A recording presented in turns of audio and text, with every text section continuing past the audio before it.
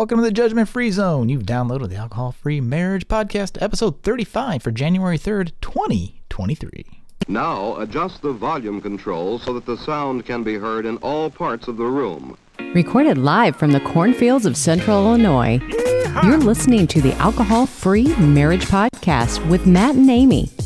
Come and learn and share a journey with two former craft beer enthusiasts who went from daily drinkers to teetotalers and basically never lost their love for their life together. Hey, a freak show! Hello there, children. Welcome back to your weekly freak show that is the Alcohol Free Marriage Podcast. I am Matt, along with the always lovely and happy New Yearly Coach Amy. I don't know. I was trying to make it a Happy New Year. Happy New Year! Happy New Year, Coach Amy. Happy New Year! Woo! 2023. I know. It was weird. It was like the first time I've had to say 2023, so it was like 2020. January 3rd, 2020. Oh, yeah. She died, didn't she? Yeah, Barbara Walters just recently passed away. But anyway, yeah, Happy New Year. It's my, well, it's a couple days past now, but it's my 2-year quit drinking anniversary, or what do we call those things? High five. High five. High five. High fiving. High fiving. It's so exciting. Yeah, it's a thing. Yeah, you passed 1,000 days the last podcast. I passed 2 years this podcast. That's so crazy. I don't know. Do you ever quit counting? I do. I think eventually. I mean, I don't actively count. Well, no. At all. I don't sit there and go, oh, today is, which, I mean, some people that is their thing and they like it. I have that app still on my phone, so I periodically will pop on. I knew I was getting close to 1,000 days, and so I was kind of excited about that.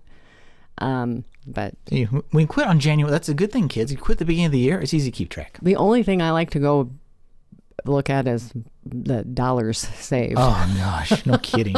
And we know that's an underestimate the way we did it. But anyway, children, we have an awesome interview this week with Ken Middleton. Amy will tell you a little bit more about that coming up. But Amy, you have an awesome program. Speaking of, well, we weren't speaking of Dry January, but it is Dry January. It is Dry January has officially started. And if you're like me, now you're like, oh crap. Maybe I want to do this. Maybe I want to take a break. Maybe I want to start. Well, I didn't start on January 1st. Well, you still can do Dry January. Join me and Coach Suzanne Nissen. We are starting on the 8th.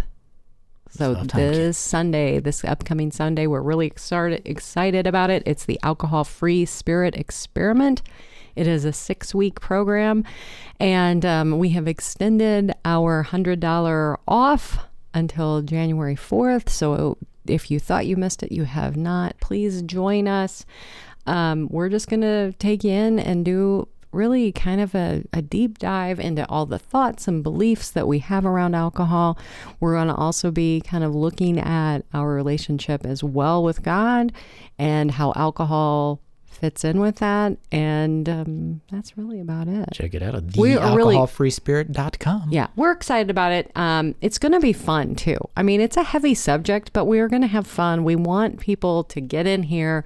Let's get to know each other, and there's going to be people at different points of their journey. I know there's a couple of people who have recently gone alcohol free. We have other people who this is going to be a new beginning for them. So you're in good company. You're going to be, yeah. And the big thing with all of this is connection. It's finding those other people. You're not alone. That was my big fear. It was like, oh my gosh, it's just me. Right. What's wrong with me? But it's all good. There you go. It's all good. Join us. Join the alcohol. I did so well the first time. Alcoholfreespirit.com. There you go. We should do like a little song, .com. Yeah. All right. Well, I don't want to dilly-dally, Amy. I do want to get to our interview. So let's do our drink of the week here quickly. Mine is Athletic Brewing's. This is a new one I had not had. Athletic Brewing Sunset Stoke, which, as I read the back of the can, is a red IPA, which would explain why you weren't a huge fan, because you don't like IPAs. Well, and you can't read, because I can read on the front where it says it's an IPA. Oh, it does? Huh. You're like, I don't know what this is. Try it. And I'm like, that's something you'll like. Yes, and I do. I really like it a lot. It's very good. You like it? And you are having? I am having lime HopWater. I think we've done HopWater. We have not had the lime before. Yes. I love it. It is really, really good. HopWater's solid beverage out there if you just want to have that hoppy flavor, but not the beer thing. Kind of like it's the seltzer of NA. Well, I think it's kind of funny because I don't know if I was like somebody who really liked hops. I don't know. You don't like IPAs, so no, you don't like too many hops, but obviously. Then in like this, it's like beer water. I don't know how else. I'm sure they'd appreciate you saying water, it a different way than beer water, but 0 calories. So oh, is it really? Yeah, 0 calories. See, mine is not 0 calories. Mine is 85 actually. That's kind of high for NA beer, but it's very good. So sodium, and there's some vitamin C. Oh, well, there you go. Help you. Interesting. Drink that in the wintertime. Help with your colds, kids. The doctor says drink HopWater. There you go. Dr. Coach Amy. No. All right, Amy. Tell us about our interview with Ken and his background, please. Okay. Ken Middleton is obsessed with helping people build the best versions of themselves.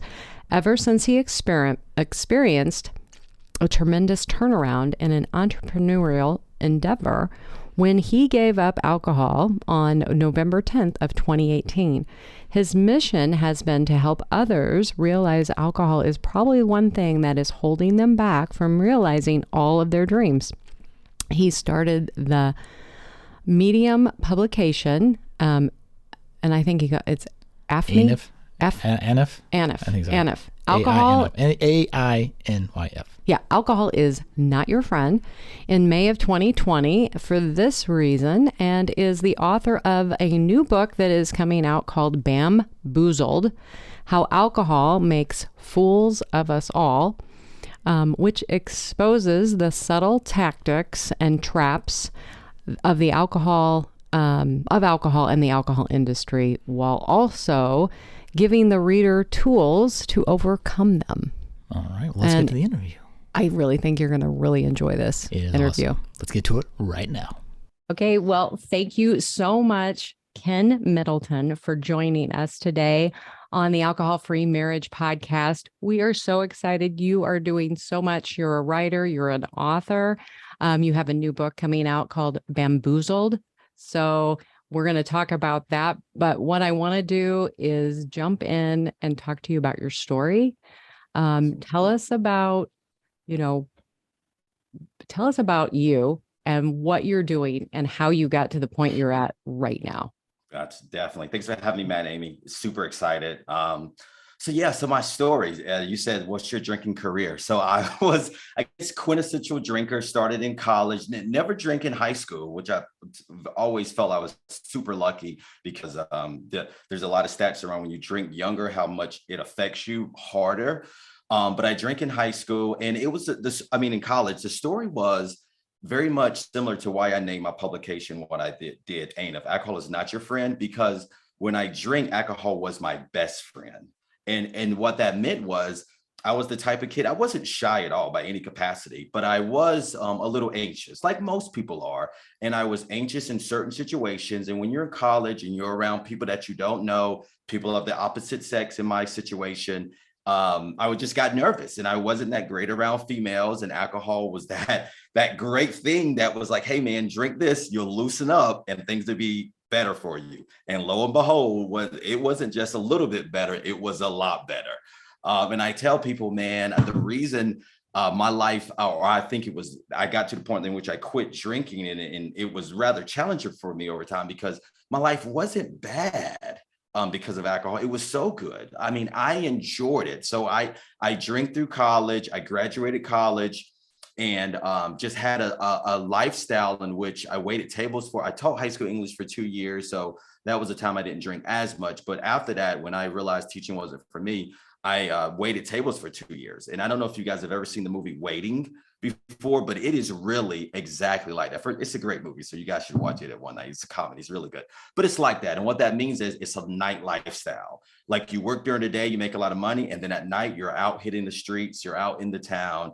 And man, we did everything. So there was 7 days out of the week we were going out, partying, having a good time, drinking, doing this and that. So I got a career in sales. So if you think the restaurant industry is something that makes you drink. Think about how it ratchet up with sales. And that is honestly, even though I drank a lot when I was in my restaurant years, when I got in sales, it ratcheted up more because it wasn't seen as a bad thing.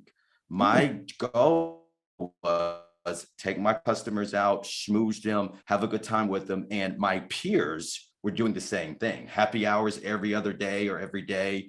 And so that just progressed over time. And I eventually decided in 2017 that I was going to leave my company and start my own company, a staffing organization, a sales organization, because I felt like it was time for me to do it.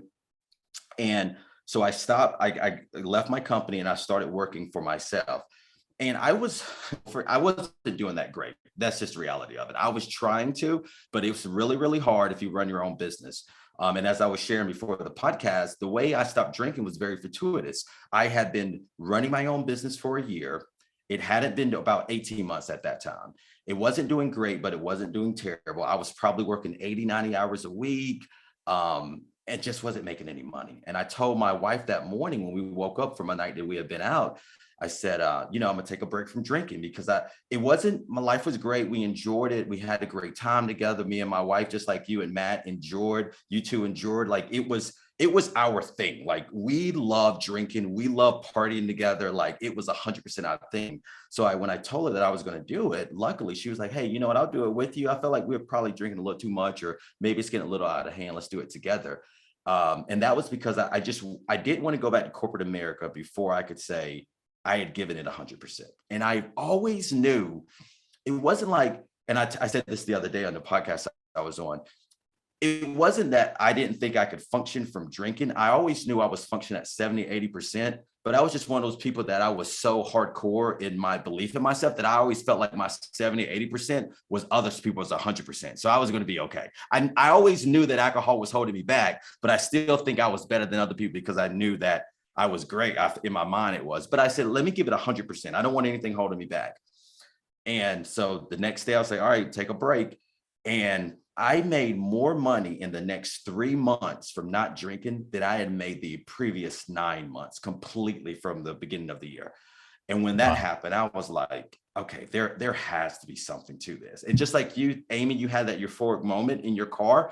We were going to Dublin for a international trip that year. And I read Amy Grace's This Naked Mind. Mm-hmm. And Annie Grace's This Naked Mind. And I remember reading that book. And before it, I always said because it was probably 2 weeks after we had made the decision and 12 or 13 days like you were. And I was feeling real, real good. And I read the book and I was educating myself on all the negative ways that alcohol affects you that you don't realize. And I was like, what if I do this forever? And when I made that decision, like when I considered it in my mind, I felt like a sense of excitement that I hadn't had in a long time. And that's when everything took off. And I was like, yeah, this is something, because if I had known all this information before, I don't think I've ever would have drank. And and now I feel like I want to share this with other people, which is kind of why I'm in front of you guys today. Yeah, that's so awesome, because that book changed my life. Yes, absolutely. I read that book and I was like, she is talking directly to me right now. And what is, like I call it divine intervention. I'm like, I needed that book at that time in my life. And it did. It changed my life. And it just was so amazing to hear you talk about this. Somebody from a totally different background, living in another city. And it's so, and a man, because so many people I know who are on this are women. A lot. Yeah. And that's why we were really excited too. We're like, oh, all right, Ken's going to be all right, let's hear his story. Let's talk about this, because I think I know for Matt, well, I can just say that when you quit 2 years ago, you were kind of like, oh, is this one of those women's groups again? We're going to do this. And Book club. Yeah. You heard. Yeah. And he heard head coach Scott from This Naked Mind talk. And that's what he's like, oh, men do this. Oh, men do this too. Right. Yeah, and so it is. And I love how you were talking about, well, my 70-80% is as good as somebody else's. I mean, I think that has to be so common for so many individuals. Yeah, 100%. Because you're not 100%. No one knows the day after. Everyone knows the day after you go out drinking, the next day you're not optimal. You're lucky to make it. And what you said about the men, I'm telling you, is something. And I can definitely give you some people to talk to, because I have a group that I'm starting to talk to with other men, because it is a problem. To your point, Amy, mostly it's women that are in these groups, that are leading these groups. That doesn't mean men don't have the same problem. Right. They're just not addressing it. Mm-hmm. And someone needs to say something, and we need to really lean into it, because it's a problem. And why do you think that is?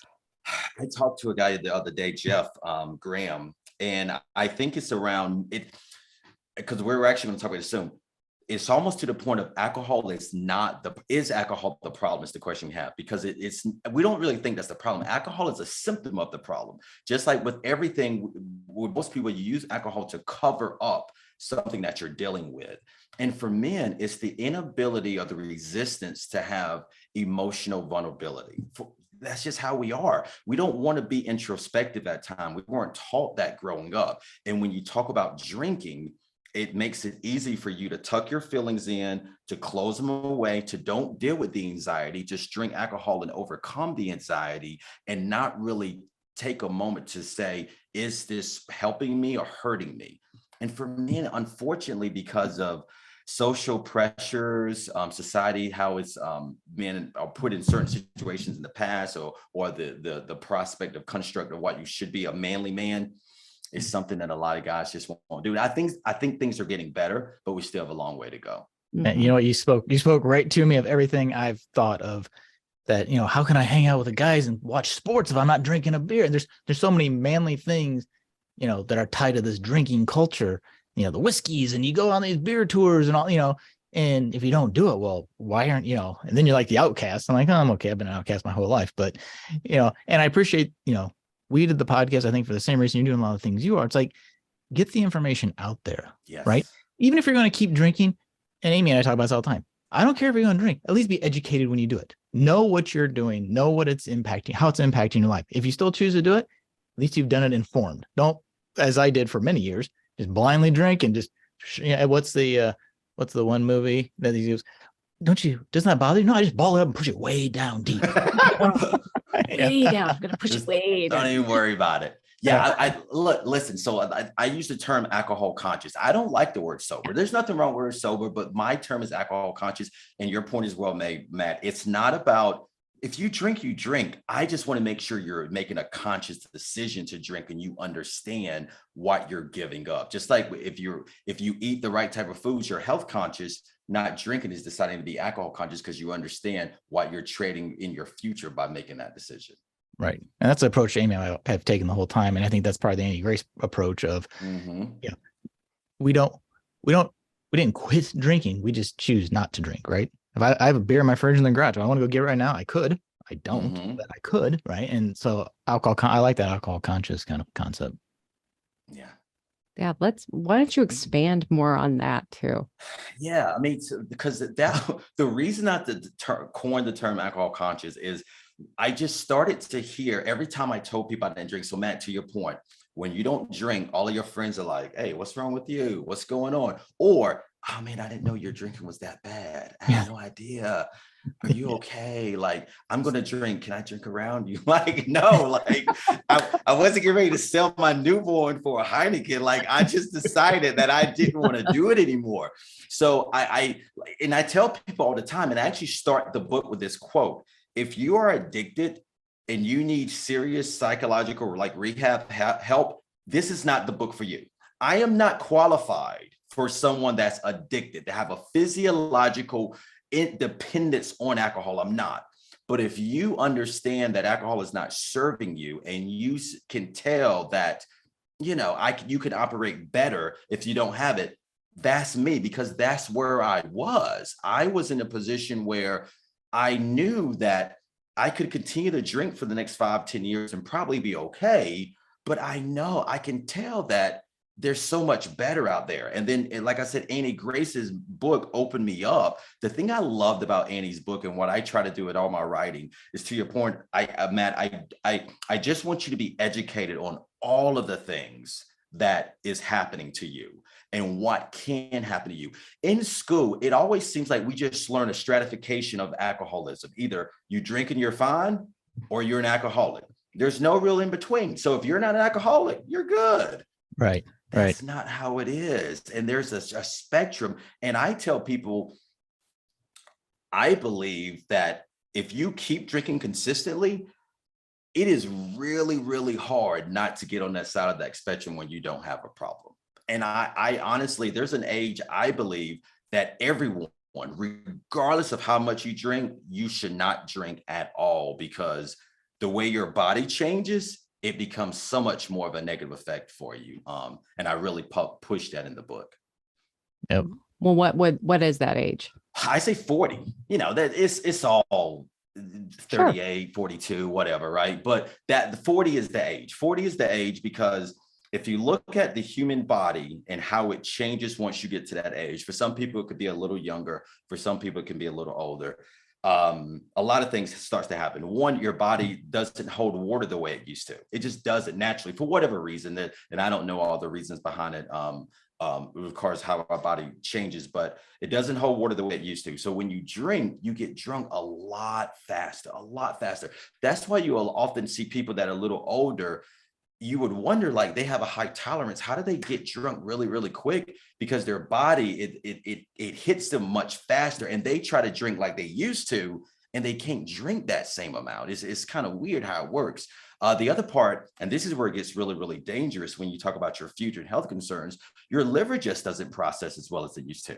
I always use the analogy that's just it, right? Like, we think about, man, I remember when I was a kid, when I was younger, I said kid, like college years kid. And you could go out and drink Thursday, Friday, Saturday, Sunday, and then go to class on Monday, and you'll be good. This day and age, when I'd be towards the end of my career, if I used to drink Friday, Saturday, I would have to rally the troops to drink 2 days in a row. Like, it was a big deal. Or it was really tough, right? And that's because your body doesn't respond the way it used to. And when you talk about your liver, like, you are putting yourself way more at risk. So alcohol, carcinogen, causes cancer. Your liver doesn't work as well. I always use the analogy of a car. You have a car that's a 2022, it's going to work really, really well. You got a car that's a 1982, a lot of things in that car aren't going to work as well, right? So when you got a 40-year-old body, right, that liver just isn't going to be as quick. And the carcinogens of alcohol when you're younger is flushing it out quickly. But when you're older, it's not flushing out any quick. So you just automatically increase the chances that you're giving yourself cancer because it's in your body so much longer. And then all the other stuff about sleep, when you get older, it's more difficult for you to sleep. I mean, there's just so many reasons why that is the age. And I always say, like, I tell people, drinking is fun. I don't regret the days of my drinking. I honestly think it's like a season you go through in life. I think if you don't drink ever in your life, you might be missing out on a little bit. Like, I got a lot of stories from drinking that I will not take back for anything. But I do think once you get to a certain stage in your life, and I say at least at 40, you should just let it go. And then you can live that back 9 so much better than you even recognize from the front 9. And that's a great point, Ken, because when you're young and in college, you're drinking for the purpose of, like, having fun, hanging out with your friends. But I think if you keep on your drinking career, as we call it, and you get older, like, it becomes medicine. Like, it becomes a need, and I have to, and it's how I get through everything, and I can't get through things if I don't. That's a whole different spectrum than just saying, I'm going out on Friday night and hanging out with my friends and, have some great stories to tell. There's 2 different worlds there, right? And you're right. When you're younger, it's a whole different ballgame, and the liver thing is what was my wake-up call, right? It's like, oh, it doesn't work like it used to. Do I want to die by my own hand? Nope.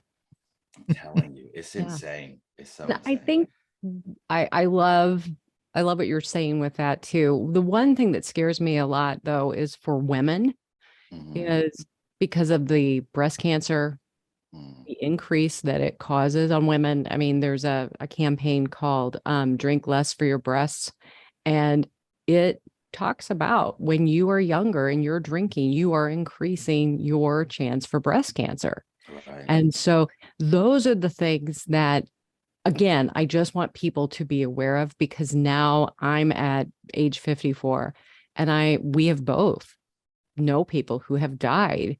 And, when you're looking at how alcohol just goes into every single cell. And when you look at brain cancer and breast cancer and colon cancer and all of these things, and then you have the, liver cancer, and how younger people are getting this in their 30s now, which would have been probably more diseases that would have happened in their 50s or 60s. Yeah. And those are the things that kind of really scare me about it, because it's like, wow, I've lost friends. And it's like, was this part of it?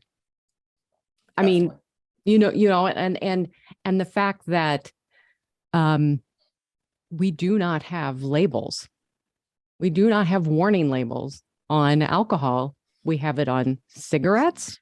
I mean, come on. I mean, it's a carcinogen.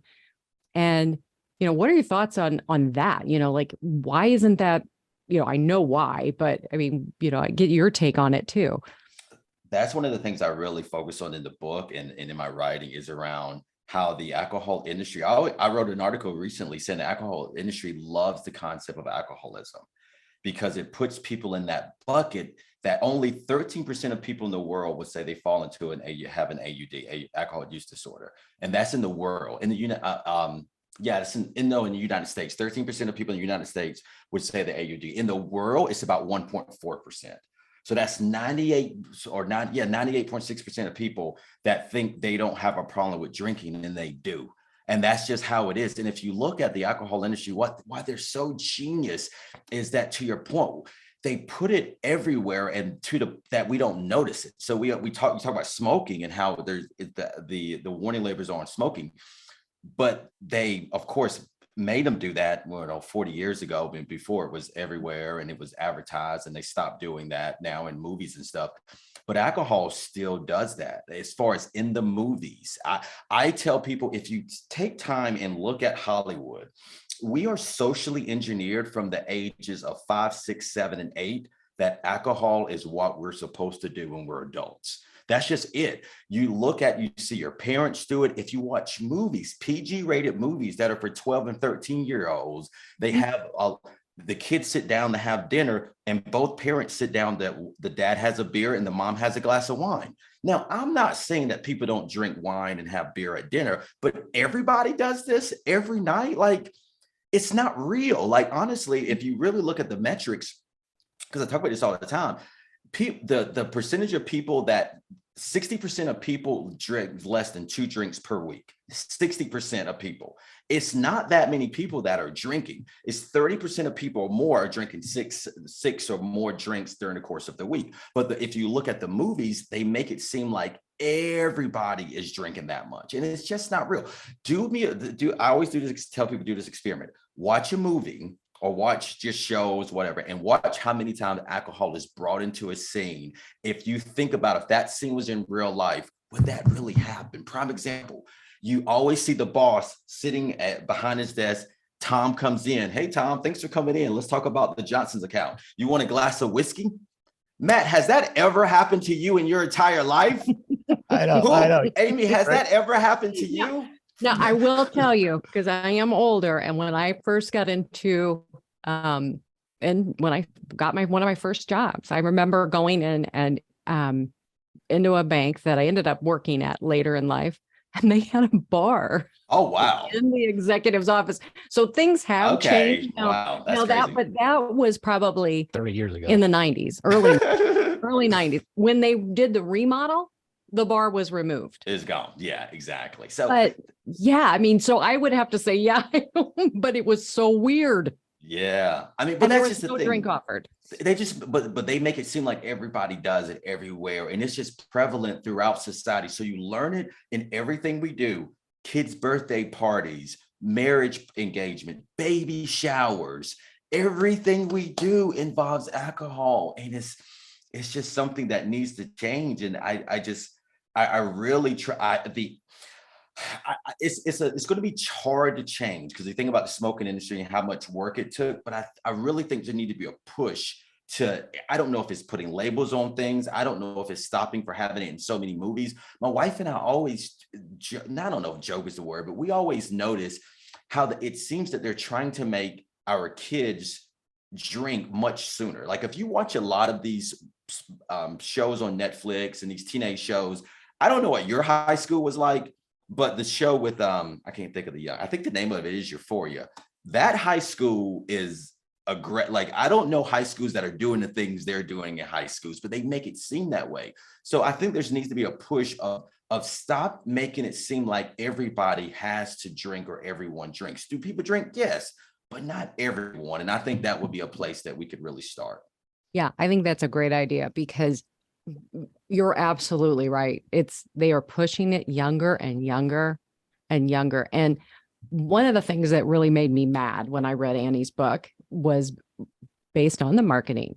Mm-hmm. I mean, you know how, okay, oh, well, we have this market, we have this market. Oh, we need to go after women. Mm-hmm. We need to go after moms. We need to go after them and make them feel that they're not capable of raising their kids because it's hard and you can't do hard things without a drink. Mm-hmm. And fortunately, I was on the end of that with our kids. I was definitely influenced by it because we used to do an old podcast and that was part of our podcast. Oh, the kids are in bed. Let's have a drink. But it's gotten more, like going and having, meeting your friends at the park and drinking, taking your tumbler.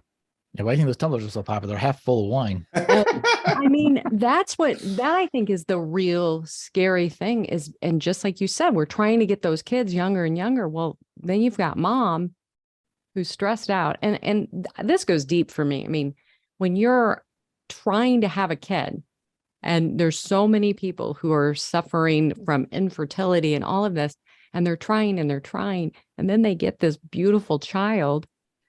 And then the next thing you know, the kid's a toddler and they're like, oh, well, I got a drink to deal with this. I'm like, the disconnect. Yeah.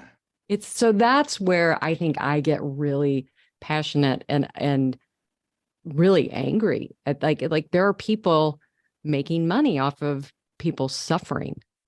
And the movies, you're dead on because Die Hard came out about when I was in fifth grade, I guess, sixth grade. Anyway, Bruce Willis, the cool, quote unquote, the coolest smoker in the world, and he smoked in Die Hard, and he was so cool in Die Hard, and consequently, I always thought that was cool. So by the time I could get old, I started smoking, Of course. So you're right. When it's normalized, it's always in everything. It's like, well, everybody does it. Why, it's in the show. Everybody's doing it. What's wrong? What is wrong with it? Because everybody does it. There must be nothing wrong with it. I mean, we're just watching the new Puss in Boots, and they're drinking. It's kind of milk, but it's ale and it's liquor, and it's a kid's food. It's a kid's show. Right. Really, guys? Is that what we're doing? Harry Potter, butterbeer. Right. I mean, you go back to all of it. There's just this whole thing, and we set it up. Our daughter's 18, and she's like, oh, when you hit 21, I go, oh yeah, that magical date when you get to drink poison. I go, right, yeah. I mean, we our son is 22 and our daughter's 18, and we're like, just be aware. Yep. That what you're doing, you can, and people do get in real trouble. Yeah. And it's for me, it's just like, it's like, oh, all right, you know what? I lived my life just like you. It's like, we were like, you know what? Yeah, we did. We had a good time. Yeah, we did. But then there were those times where it wasn't good. Yeah. Like you said, being on a Saturday going, okay, I got to rally to get up and get going and doing things. Or if I want to go out, those types of things. I mean, that became for us pretty much the norm. We're like, okay, we go out on Friday night and Saturday. Well, we'll probably, yeah, come on, we got to do stuff. You're going to play hard. You're going to work hard, play hard. So yeah, You got to suffer the consequences from it, from your plan. And the thing about the mommy wine culture that's so crazy is that it worked though. That's the scary thing. If you look at, and I don't know the exact number, but I think it's something crazy like 40 or 50% increase in women drinking from 2000 until today, because the alcohol industry put a concerted focus on women, and it actually worked. And so many more women started to drink than ever used to drink before, because it usually was mostly men. Now it's probably 50-50 when it comes to the amount of alcohol that's consumed. And you throw all these seltzers in too, it gets even worse, right? I mean, that's like drinking Capri Sun with a kick. Yep, that's it. Just for the kids. They like it. So Ken, you quit 4 years ago. Where along this journey did you even think about writing a book? Let me see. When did I consider? It was probably a year. No, it was probably, so I quit in 2018. I started AINYF in 2020. And then probably shortly after 2020, me and my wife was probably driving somewhere, and I was like, man, I love writing. I'm really enjoying it. I'm learning a lot. That was the other thing. So as I was writing and researching to have content to share, I was just learning so much. I was like, man, I've learned this and that and the other, and all these different quotes and facts and figures.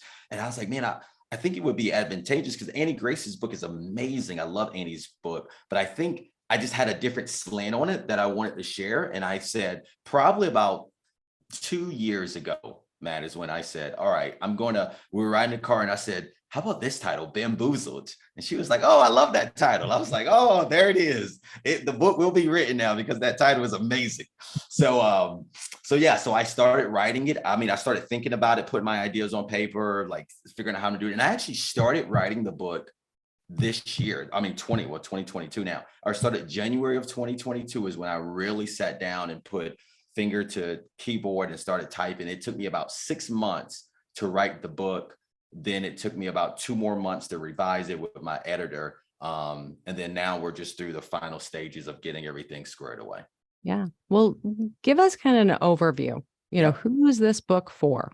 Yeah. So as I said, the first line of the book says, if this book is not for alcoholics, right? If you're an alcoholic and you need serious physiological, psychological help, I am not qualified to help you.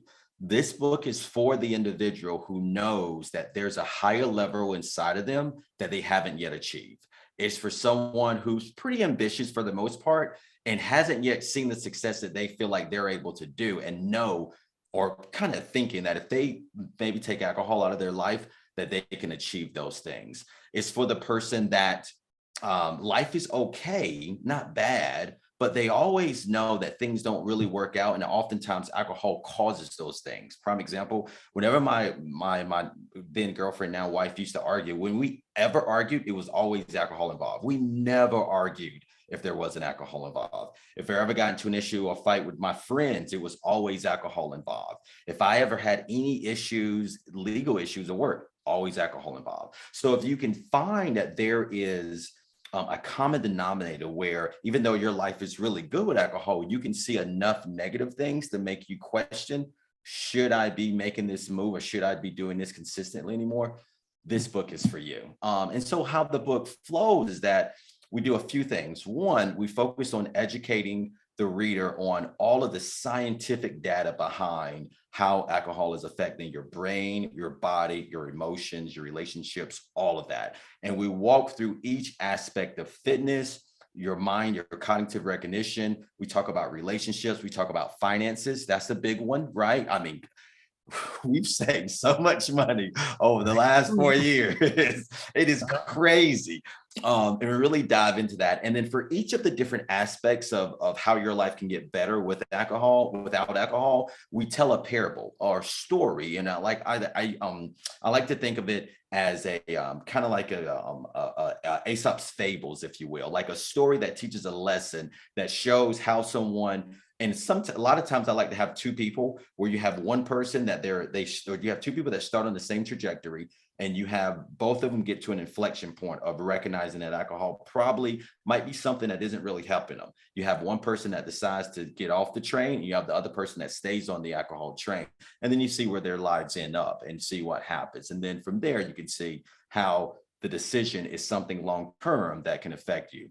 That's the first half of the book. Then the second half of the book, we go into a concept of what I call the meds, MEDS. And the meds is just a kind of philosophy that I put together. I love acronyms. That is something that allows people to stop, a strategy for them to stop drinking, right? First, M stands for mechanical engineering. And just like you talk about in your 30-day course coming up, is that the first, that first week, 2, or however long it takes, mechanical re-engineering is not, you don't have to quit drinking.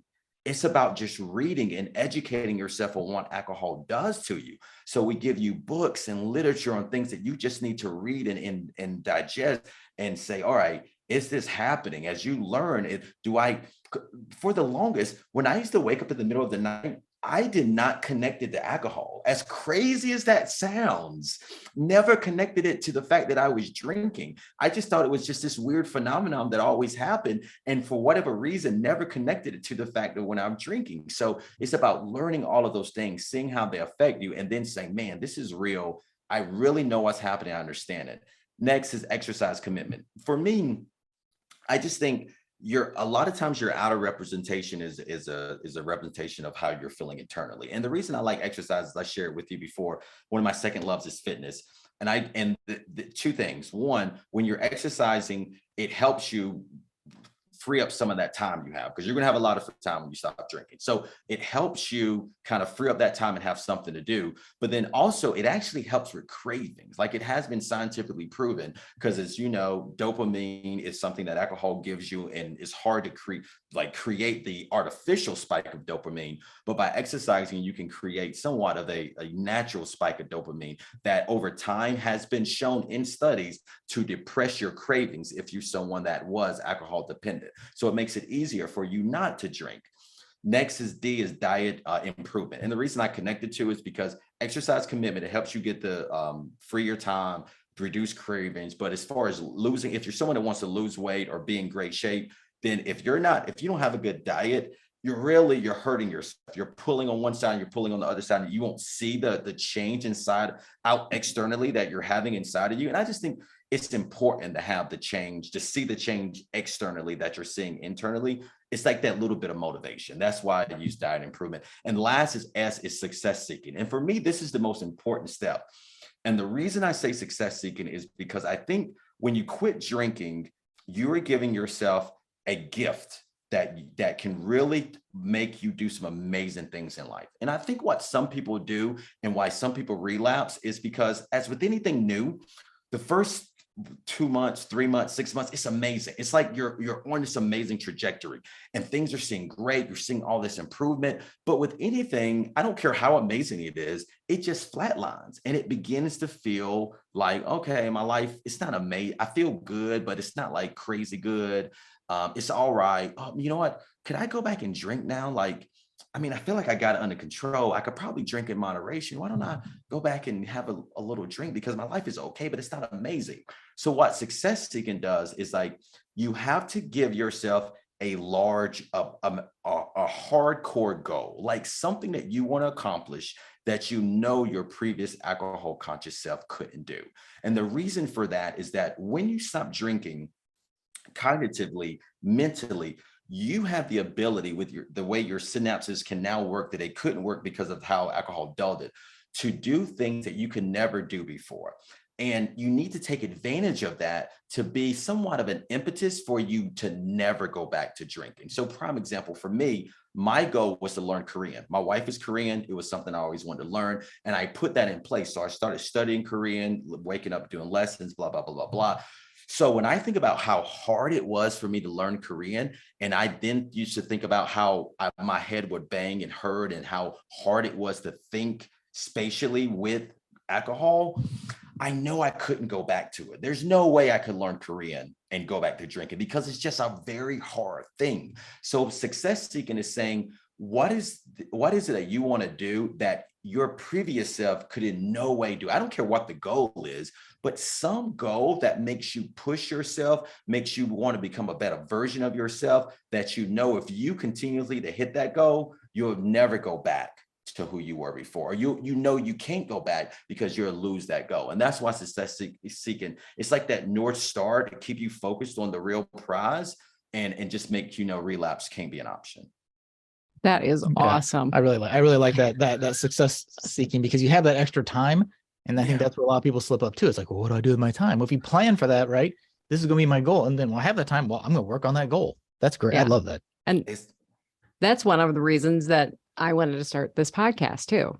I wanted to, let's do something together. This is going to help us keep focused on not going back. I mean, that's part of it. And then also, I went and got my certification, become a coach, and that kind of just kept me going. And now that is part of that, that's what I want to do. I want to be, a coach. I want to help people, and I can't ever go back. I mean, and I don't want to. I mean, that's not, but I would have never, I look now at this whole journey that I've been on with alcohol as a gift, because going through this now, my whole story, I can sit there and go, hey, I've been right where you're at, and but I want to walk with you. I want to help you. I want to be on this journey with you to get you to this other spot quicker than me. I mean, a decade. I mean, really, it was a decade, 7 years where I was in turmoil about it, but it was a decade. So you were thinking about quitting a long time ago and just never did it. Never did it. Wow. Never did it. I mean, it was just one of those where it's like, well, the mind plays such a game with you. Like, oh, I'm good. I'm all right. I'm good. We're fine. Okay. I got this under control.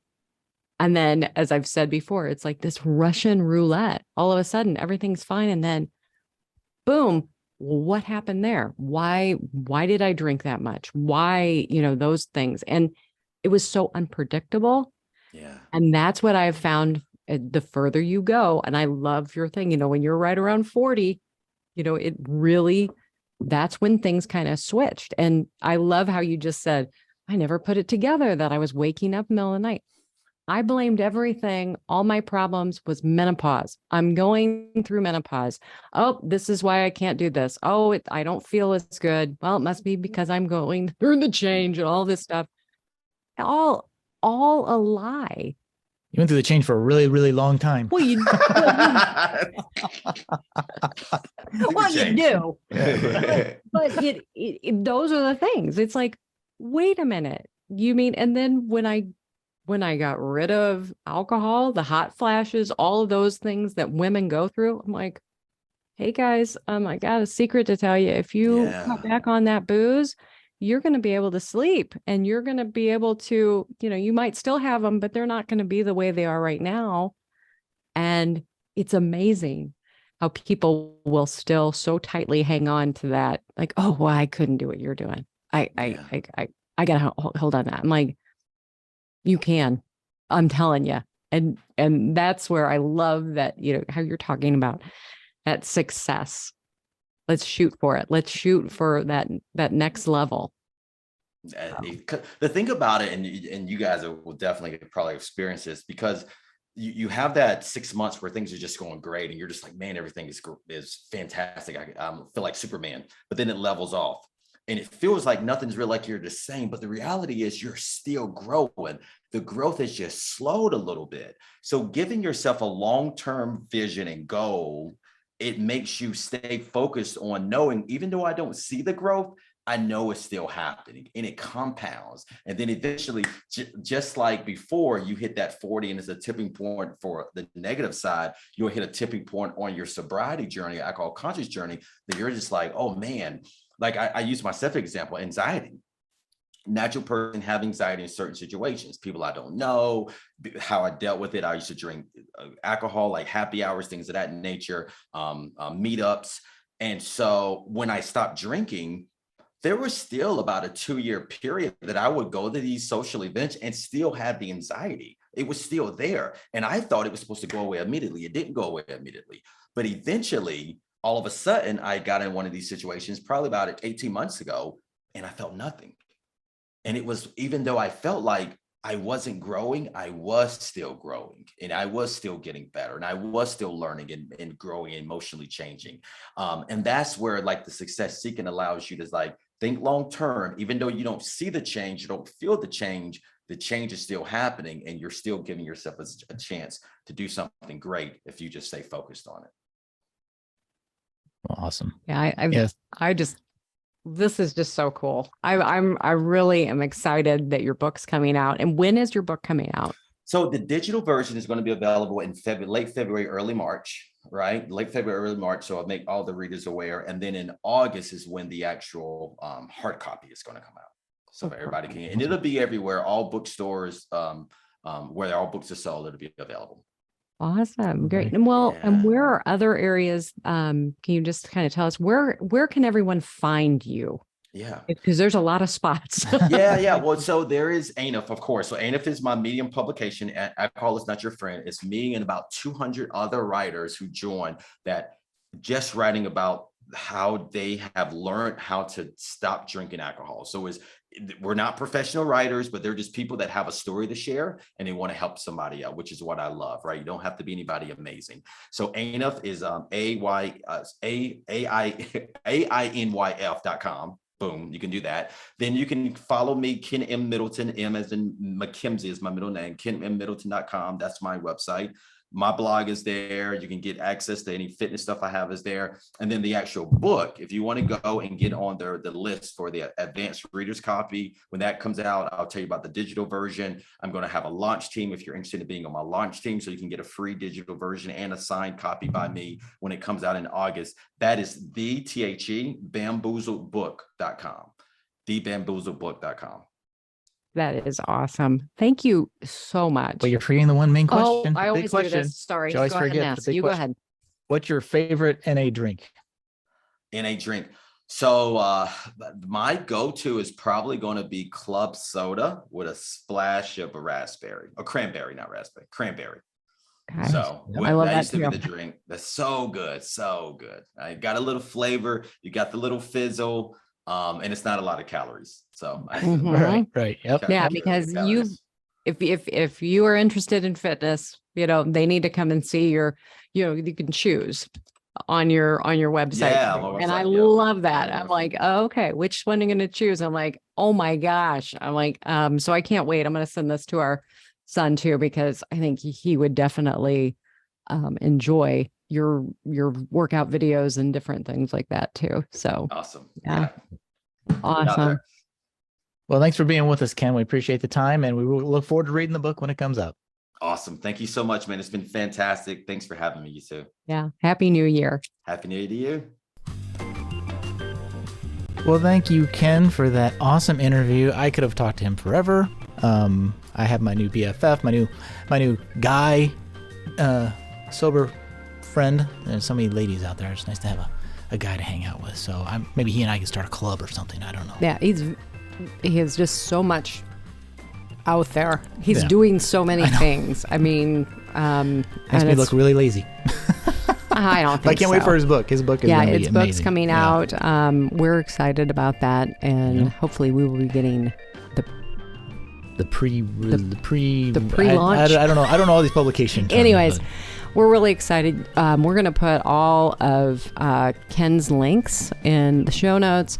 You can find him out there. If you want to get motivated, get out there and follow him on Instagram. I was out there just looking at it, and I'm like, yes. You'll quit drinking and start exercising. No, it's just like, he's very motivational. He is very passionate. And it was just a real joy to get to connect with him today. Yes, it was. Well, thank you, Ken, for being on the Alcohol-Free Marriage Podcast. Please like, subscribe, and all those other fun things, kids. And until next week, I'm Matt, along with Coach Abing, wishing you peace and love from the cornfields. And we are out.